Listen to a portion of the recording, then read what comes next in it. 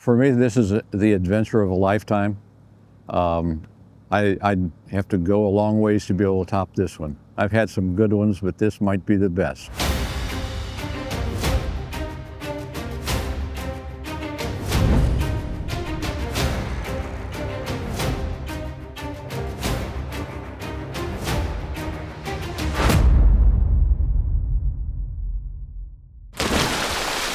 So in 1888, the SS Islander was built. She was specifically built and designed for the inland waterways of what is now Southeast Alaska. Because she was steel and because she had two twin boilers, she was very, very fast. So it was really, really marketed as something that the rich and famous would travel on. She sank in early morning of August 15th, 1901. Historical records based on the Gold Commission have reported that 1901 was the second largest output season ever in the Yukon, next to 1902. We have those records.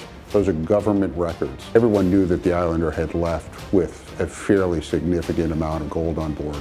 You think of gold as being something unique and something special. That was the product that was coming out of that region, nothing else. They weren't producing anything else. We believe that she was carrying probably close to 100,000 pounds of gold. There are boxes of gold. Some would be bars, some could be pokes. A box could have 4 or 5 pokes of gold in it. Could be worth now $3 or $4 million per box. We located the insurance company that paid the original claim and went to the court in Anchorage and represented our case. They were very sympathetic. We had a legitimate party that had paid several $million in 1901 dollars.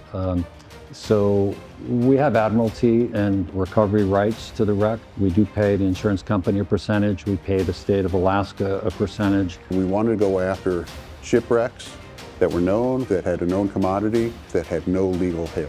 Preparation is probably the most important. You have to be prepared in every area. It could be the largest gold recovery in U.S. waters in history. It went down in 1901. In 1902, there was already a salvaging group working on it. So people began scheming how to salvage it the moment the news hit the newspapers.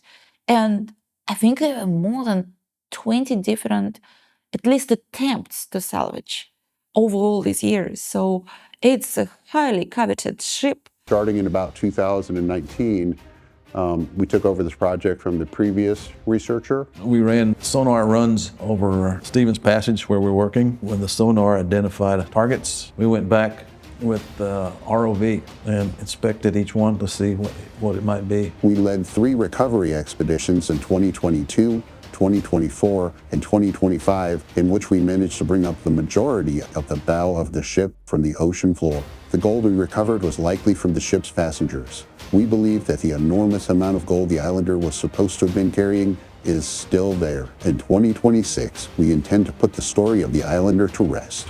It's an adventure that is a once-in-a-lifetime thing. It's the anticipation of what you possibly could achieve with this. And also the historical aspect of it is very interesting. I have something in my hand that came from a ship over 100 years ago. And it was just like, I couldn't breathe, you know? Some fine gold. It came from a miner's poke that was lost when the ship went down. And we're recovering this gold for the second time. Amazing organic artifacts preservation. It says United States of America, 1889.